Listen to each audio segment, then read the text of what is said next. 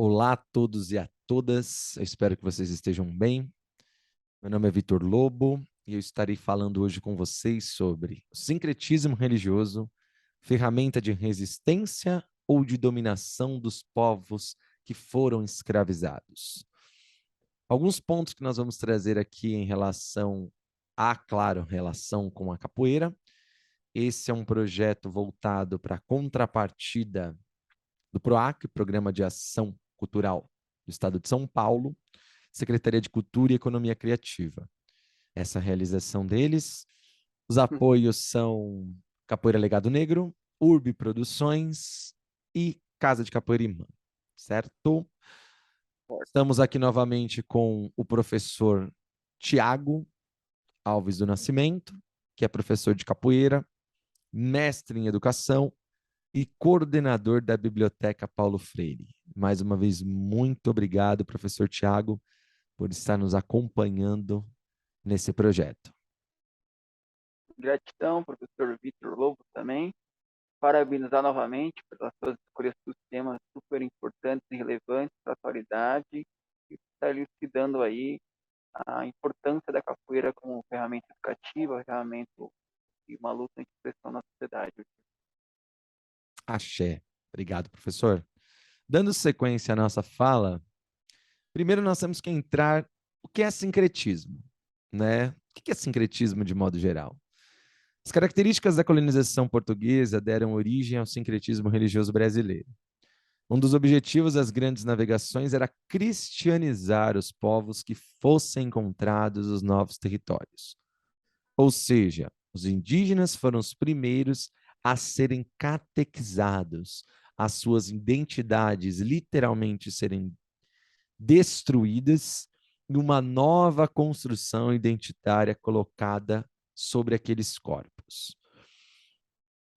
Ao fim de explicar a doutrina cristã, os padres jesuítas utilizavam os elementos culturais indígenas, ou seja, isso deu origem às lendas inventadas pelos religiosos que foram incorporadas ao repertório indígena. Um exemplo interessante disso que fizeram muito com os incas, né, ali na Cordilheira dos Andes. Eles pegavam, por exemplo, um espaço sagrado de um deus ou um simbolismo cultural, identitário, religioso daquela cultura e faziam a igreja em cima daquele monumento. Eles destruíam aquele monumento ou faziam a igreja literalmente em cima daquele monumento.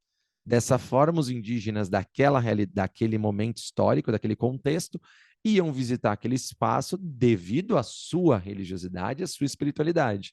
A geração posterior já não veria mais aquele simbolismo cultural deles. Automaticamente, eles veriam apenas a igreja. Então, esse é um tipo de uma das formas utilizadas para a destruição da identidade do povo indígena. Já no caso das comunidades africanas que foram trazidas para cá através da violência da escravidão, a estrutura foi outra.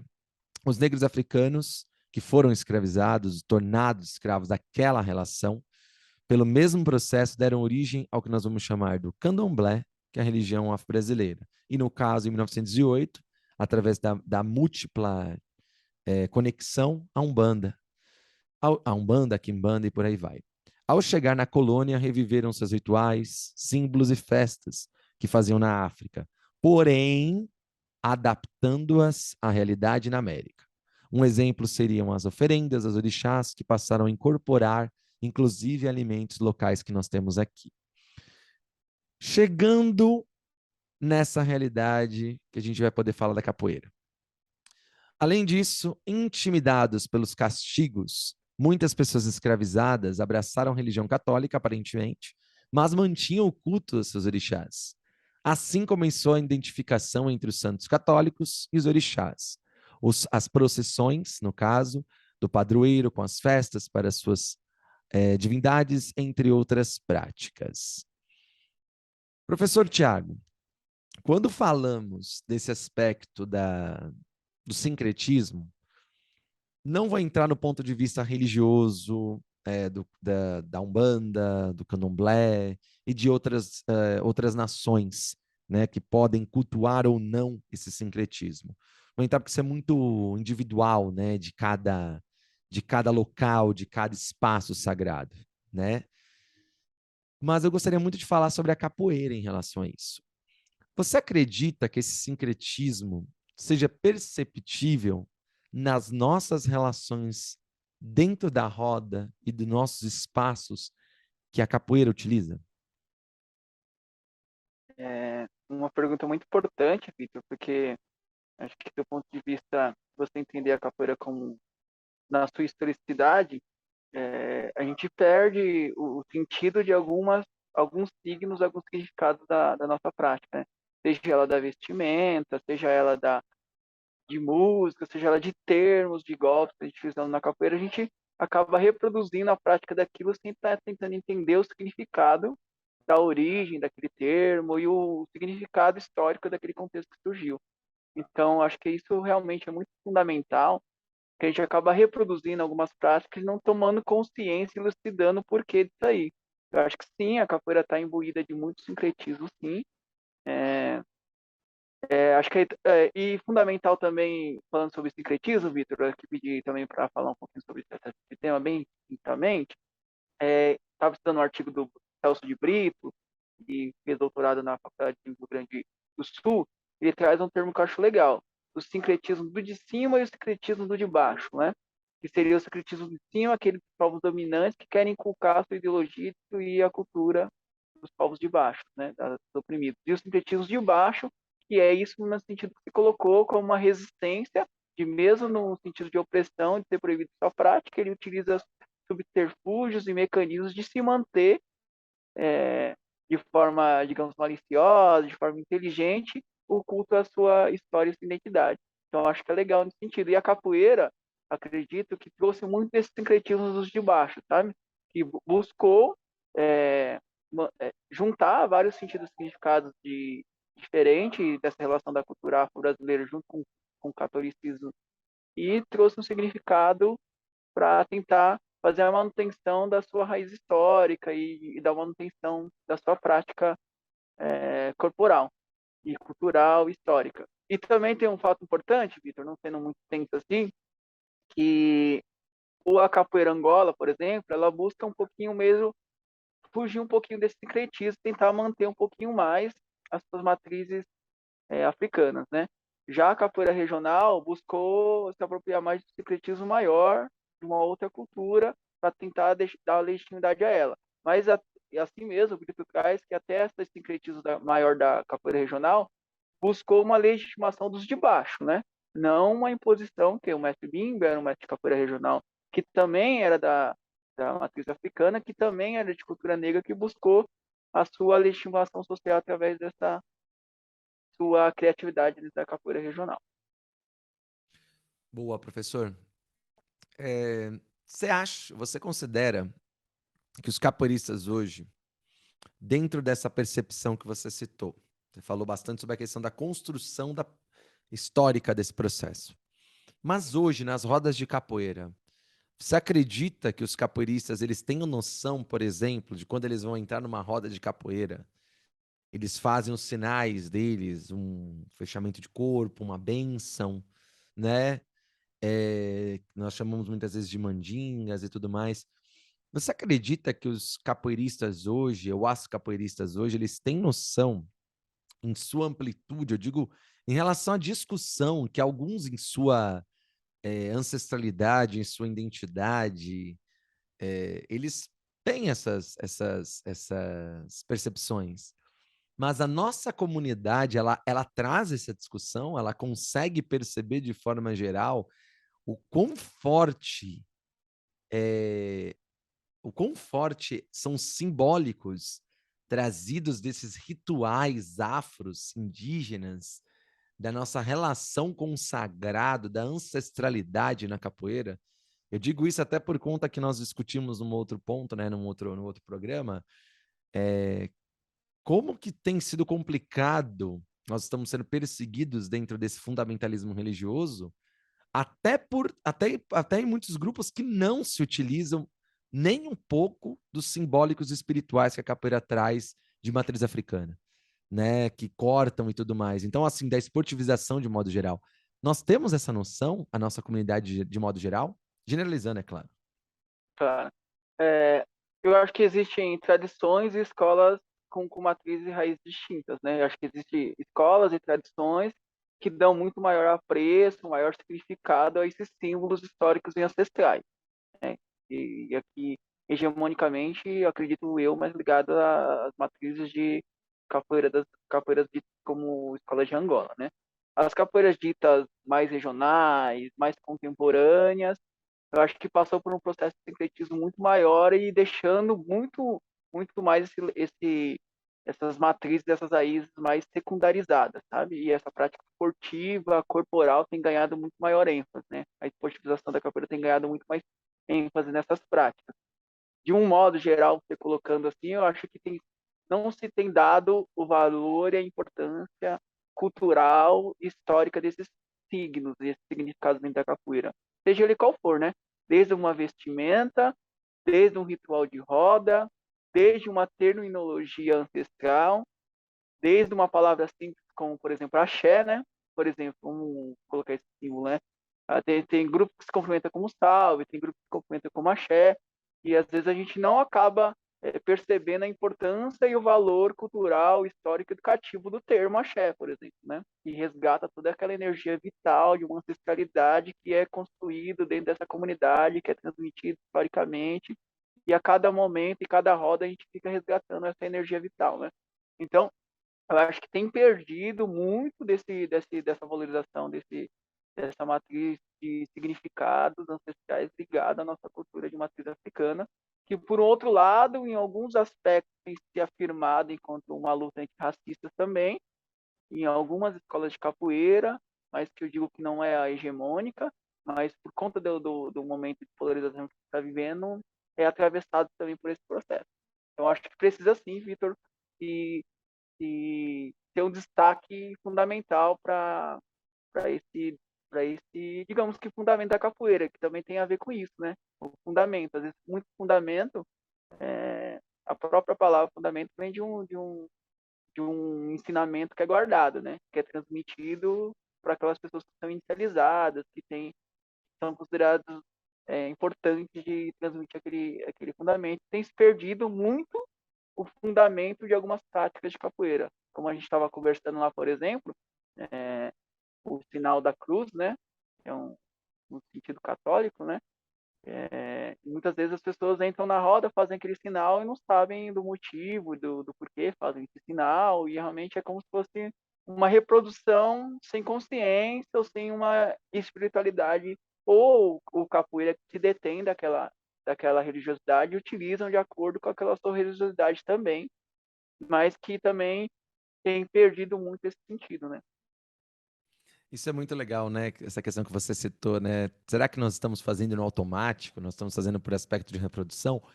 Muitos de nós, sim, isso é natural, isso é normal, isso faz parte do processo de construção e sabedoria do processo histórico e cultural da nossa linhagem, né? Ancestralidade. A grande questão é que depois nós vamos acordando para os motivos que estamos fazendo aquelas ações, né? O porquê que fazemos um risco no chão, o porquê que nós batemos cabeça na entrada do berimbau, né? Na entrada da roda, na entrada do berimbau não, desculpe, na entrada da roda. Por que que batemos cabeça ao entrar num jogo de capoeira? Quais os motivos que escutamos a ladainha? Porque a ladainha ela traz uma história, ela traz uma noção ritualística, muitas vezes uma crítica, uma reflexão. Então é importante que nós tenhamos essa noção também, né, os motivos que nós fazemos aqueles gestos. Muitos de nós, eu mesmo, eu comecei a capoeira criança, né, com 11 anos de idade, eu não tinha noção daquilo que eu fazia e fazia toda vez, né?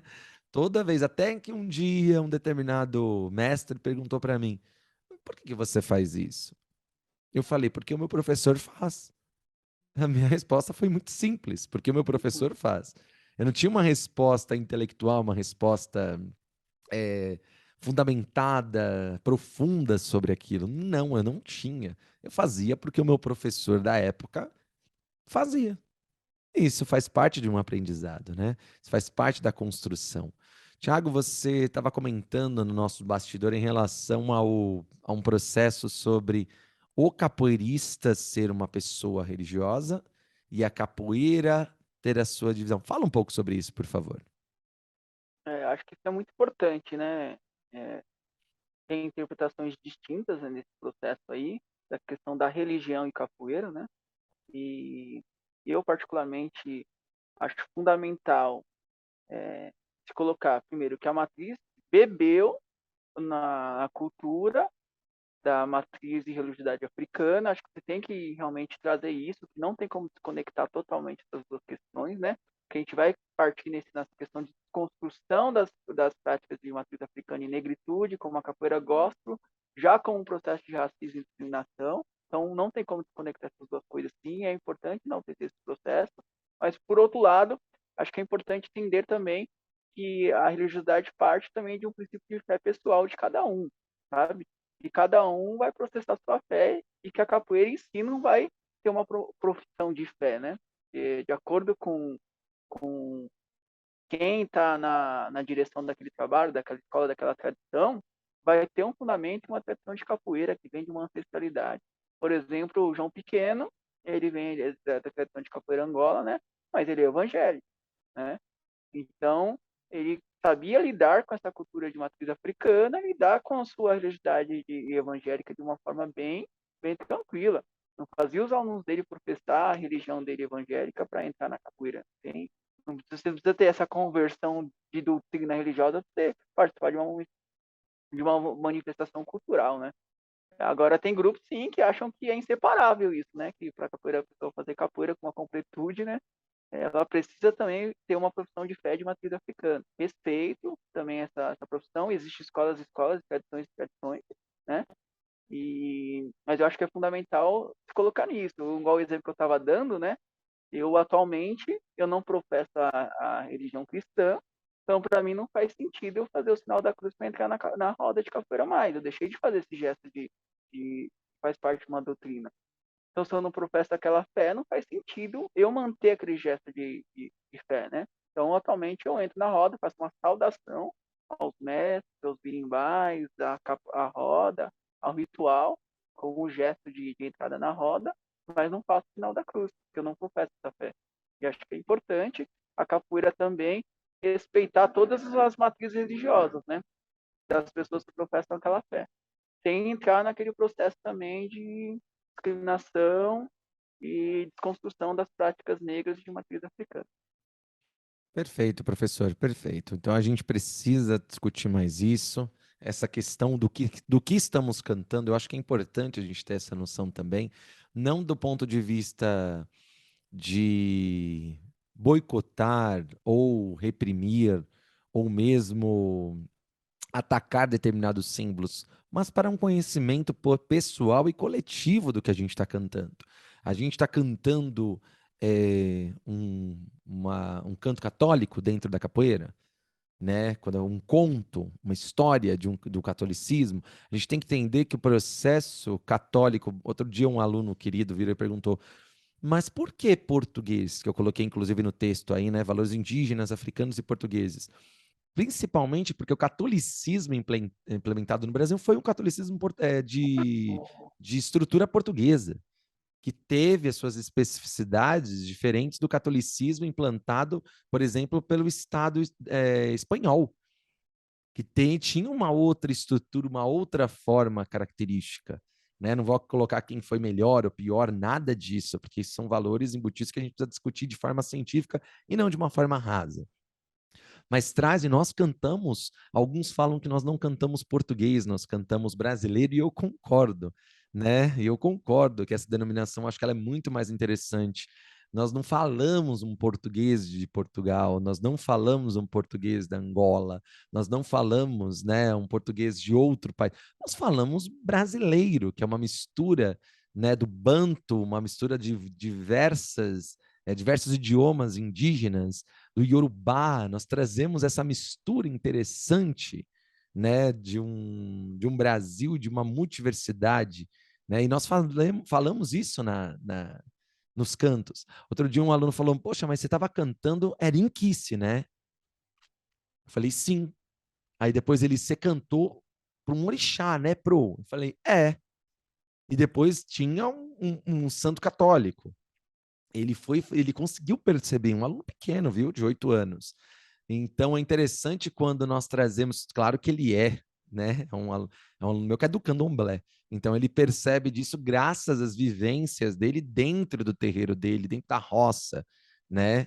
Dele e tudo mais. Então é importante a gente destacar isso, mas que outras pessoas que não sejam do candomblé, não sejam da Umbanda, da Quimbanda, ou mesmo católico, que não tenha nenhum tipo de fé espiritual em alguma religião, né? Que possam saber, porque isso é um aprendizado cultural, um aprendizado ancestral, né, Tiago? Eu acho que essa é a grande questão, é um aprendizado histórico. Você não precisa ser, como você falou, de uma determinada religiosidade, mas nós precisamos entender que isso faz parte da nossa cultura, da resistência de um povo, da resistência de um povo negro, da resistência de um povo brasileiro. Obrigado, Tiago, pelo carinho. Gratidão a você sempre pela oportunidade de discutir, de debatermos, de refletirmos juntos.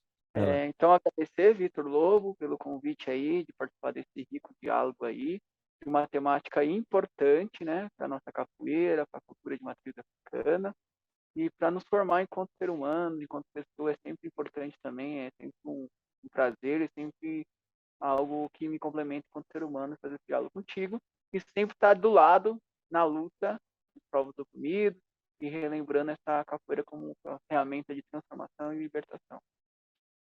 É isso aí, gente. Um abraço para vocês. Espero que tenham gostado. Debatam, reflitam, comentem, compartilhem esses vídeos para que possamos ampliar os debates, ampliar as reflexões sobre a nossa amada capoeira. Axé, beijo no coração de vocês.